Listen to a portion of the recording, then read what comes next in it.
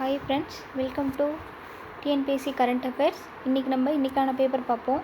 இன்றைக்கி 1 ஜூலை 2025. இன்றைக்கி தினமணி பேப்பரில் என்ன கரண்ட் அஃபேர்ஸ் இருக்குன்னு பார்க்கலாம்.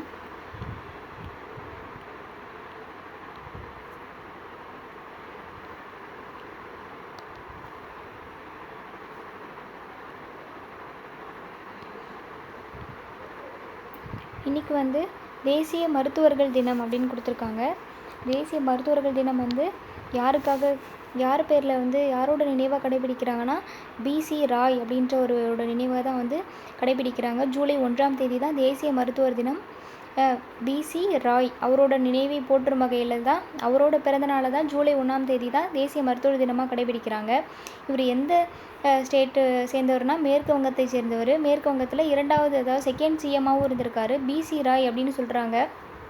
அவரோட ஃபுல் நேம் பிதான் சந்திர ராய். அவரோட ஃபுல் நேம் பிதான் சந்திர ராய். அவரோட பர்த்டே தான் ஜூலை 1. அது இந்தியாவில் தேசிய மருத்துவர்கள் தினமாக கடைபிடிக்கிறாங்க. உலக அளவில் எப்போ மருத்துவர்கள் தினம்னா மார்ச் 30. மார்ச் 30 அப்படின்றது உலக அளவில் மருத்துவர்கள் தினம். ஜூலை 1 தேசிய மருத்துவ தினம், அதாவது இந்தியாவுக்கான தேசிய மருத்துவ தினம். பிசி ராயோட நினைவை போற்றும் வகையில் கடைபிடிக்கிறாங்க. இவர் மேற்கு வங்கத்தை சேர்ந்தவர்.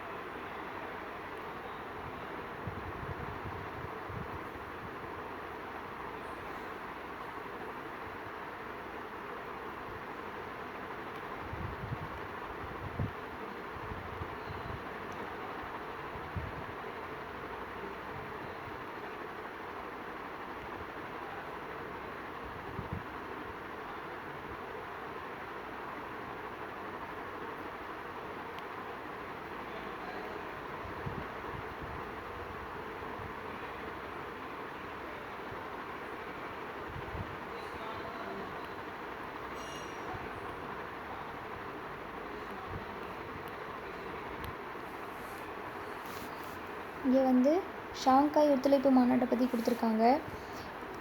ஷாங்காய் அப்படின்றது எஸ்சிஓ அப்படின்ற ஒரு அமைப்பு இருக்குது. ஷாங்காய் ஒத்துழைப்பு அமைப்பு அப்படின்னு ஒரு அமைப்பு இருக்குது.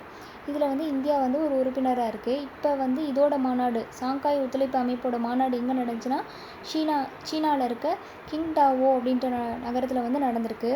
இப்போ இதோட எப்போ இதை ஆரம்பித்தாங்க அப்படின்ற மாதிரி பார்க்கலாம். நம்ம 2017 தான் இந்தியாவும் பாகிஸ்தானும் எஸ்சிஓவில் இணைஞ்சிருக்காங்க. நம்ம 2017 தான் இணைஞ்சிருக்கோம். ஆனால் இது 2002லேயே உருவாக்கியிருப்பாங்க. ஷாங்காய் ஒத்துழைப்பு அமைப்பு அப்படின்றது 2002லேயே உருவாக்கிட்டாங்க.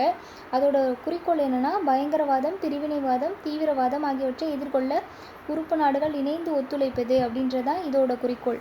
அப்போ எஸ்சிஓ அப்படின்றது 2002 உருவாக்குறாங்க. 2002 எதோட குறிக்கோள் என்ன வச்சு உருவாக்குறாங்கன்னா, பயங்கரவாதம், பிரிவினைவாதம், தீவிரவாதம் இது மூணுத்தையும் சேர்த்து எதிர்கொள்ள உறுப்பு நாடுகள் இணைந்து ஒத்துழைப்பது அப்படின்றது தான் எஸ்சிஓவோட ஒரு குறிக்கோள். எப்போ உருவாக்குறாங்கன்னா 2002 உருவாக்குறாங்க. நம்மளும் பாகிஸ்தானும் எப்போ இணைஞ்சோம்னா 2017 தான் இணைஞ்சிருக்கோம். இதில்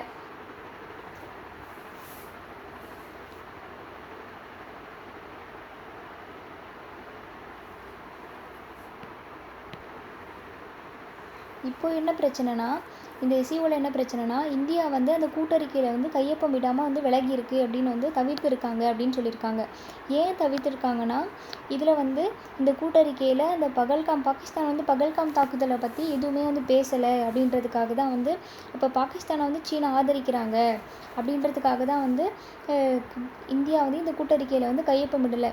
இந்த எஸ்சிஓ படி என்னென்னா, எல்லா நாடுகளும், அதாவது எல்லா உறுப்பு நாடுகளும் கருத்து வேறுபாடின்றி ஒப்புக்கொண்டால் மட்டுமே கூட்டறிக்கை வெளியிடப்பட வேண்டும் அப்படின்னு இந்த அமைப்போட கொள்கை. அதாவது எல்லா நாடுகளுமே ஒப்புக்கொண்டால் மட்டுமே கூட்டறிக்கை வெளியிடப்பட வேண்டும். அதான் இதோட கொள்கை.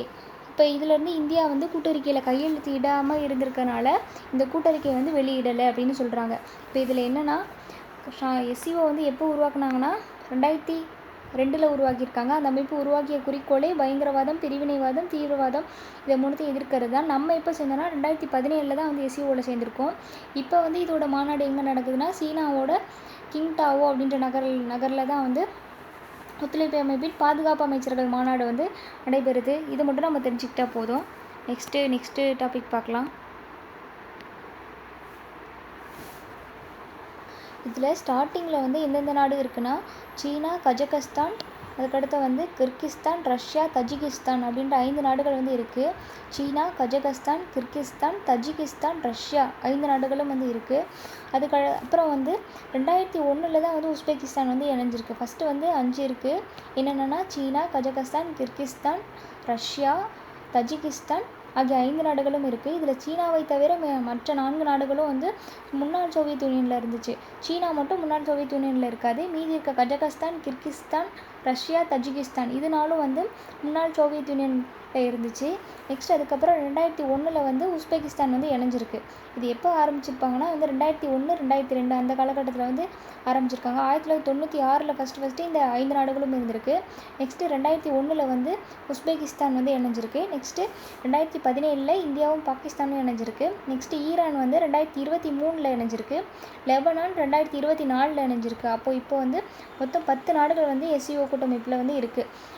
லாஸ்ட்டாக எந்த நாடு இணைஞ்சிச்சுன்னா லெபனான். அது வந்து 2024 அதாவது போன வருஷம். இதுவே ஈரான் வந்து 2023 சேர்ந்துருக்காங்க. நம்ம வந்து 2017 சேர்ந்துருக்கோம். மொத்தம் இதில் 10 நாடுகள் இருக்குது. இது வரைக்கும் நம்ம தெரிஞ்சுக்கிட்டா போதும். நெக்ஸ்ட் பார்ப்போம்.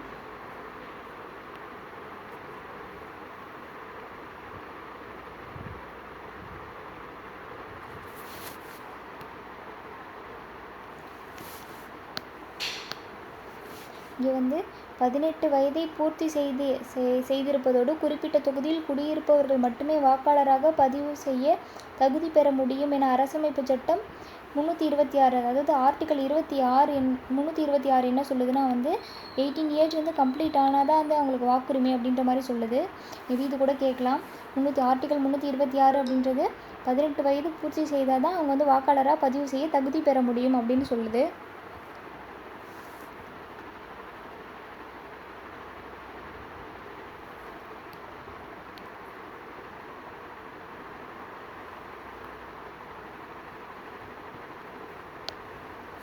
நெக்ஸ்ட்டு வந்து பிரிக்ஸ் உச்சி மாநாடு வந்து இப்போ நடக்க போகுது. எப்போனா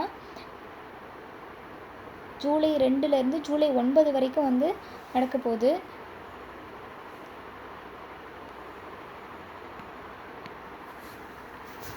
பிரிக்ஸ் உச்சி மாநாடு வந்து ஜூலை 6, 7, 4 தேதியில் வந்து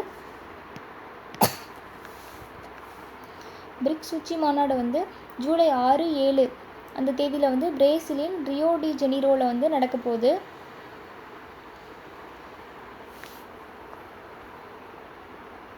பிரிக்ஸில் வந்து எந்தெந்த நாடு இருக்கும்னா BRICS இதுதான் பிரிக்ஸு. இதில் வந்து இந்த 5 எழுத்துக்கான ஒரு நாடும் வந்து இருக்கும்.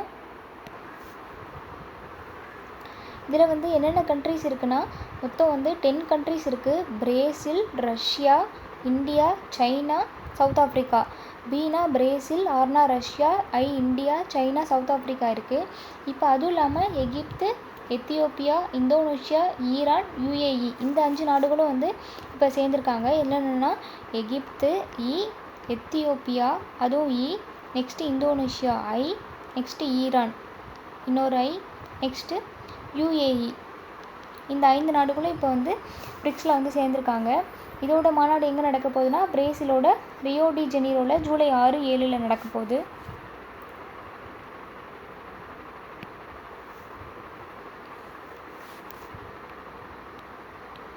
நெக்ஸ்ட் இங்கே வந்து மத்திய பிரதேசில் நடந்த அந்த போபாலில் நடந்த விஷவாயு கசிவை பற்றி கொடுத்துருக்காங்க. போபாலில் எந்த வருஷம் நடந்துச்சுன்னா 1984. எந்த ஸ்டேட்னா மத்திய பிரதேசில் 1984 போபாலில் நடந்திருக்கு. மத்திய பிரதேசத்தோட பீதம்பூர் அப்படின்ற இடத்துல தான் வந்து இப்போ வந்து அதோட கழிவுகள் இருக்குது. அப்போ வந்து அது என்ன ஒரு கம்பெனினா யூனியன் கார்பைடு தயாரிக்கிற கம்பெனி ஆலை, அதாவது யூனியன் கார்பைடு தயாரிப்பு ஆலையில் தான் இந்த விஷவாயு கசிஞ்சிருக்கு. கடந்த 1984 டிசம்பர் 2, 3க்கு இடைப்பட்ட இரவில், டிசம்பர் 2ஆம் தேதி 3ஆம் தேதிக்கு இடைப்பட்ட இரவில் எந்த வாயு வந்து கசிந்ததுன்னா மெத்தில் ஐசோசைனைடு. எந்த ஆலைனா யூனியன் கார்பைடு தயாரிப்பு ஆலை. என்ன வாயு கசிஞ்சிச்சுன்னா மெத்தில் ஐசோசைனைடு தான் வந்து கசிஞ்சிச்சுன்னு கொடுத்துருக்காங்க. இந்த நியூஸ்க்கு இவ்வளோ போதும்.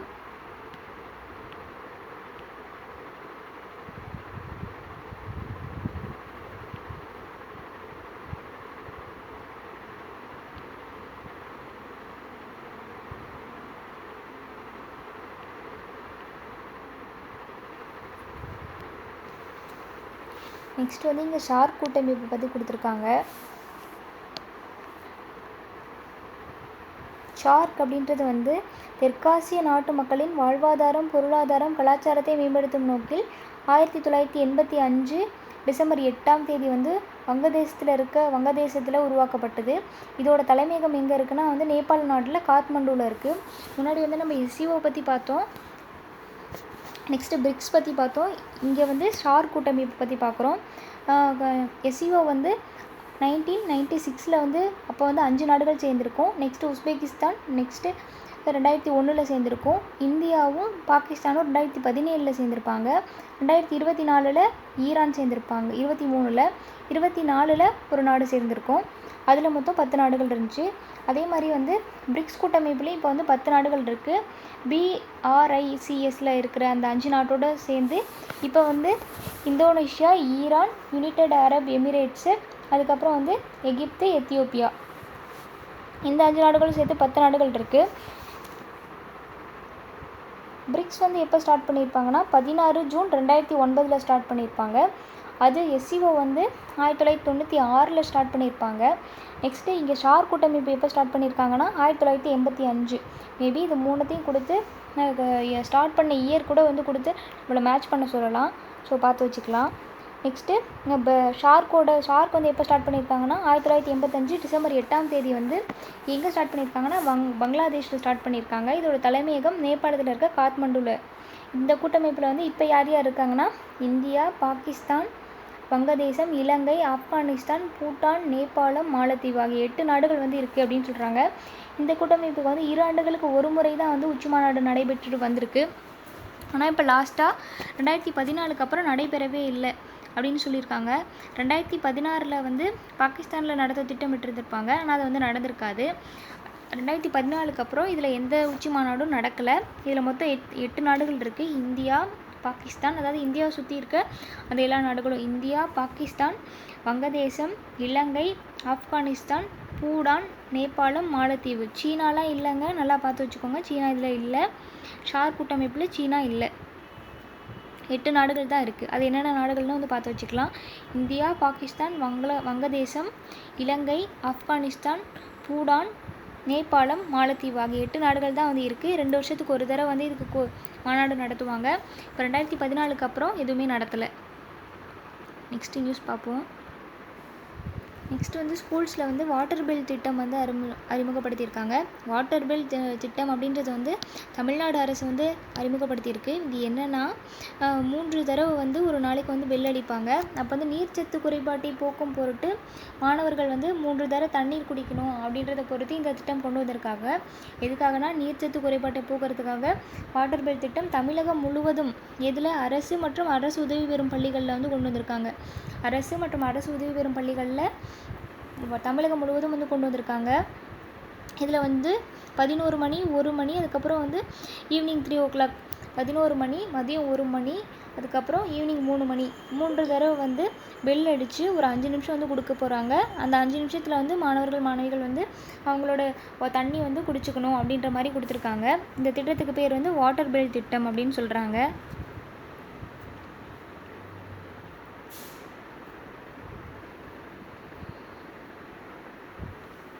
அவ்வளோதான், இன்றைக்கான பேப்பர் பார்த்துட்டோம். நாளைக்கான பேப்பரில் மீட் பண்ணுவோம். பாய்.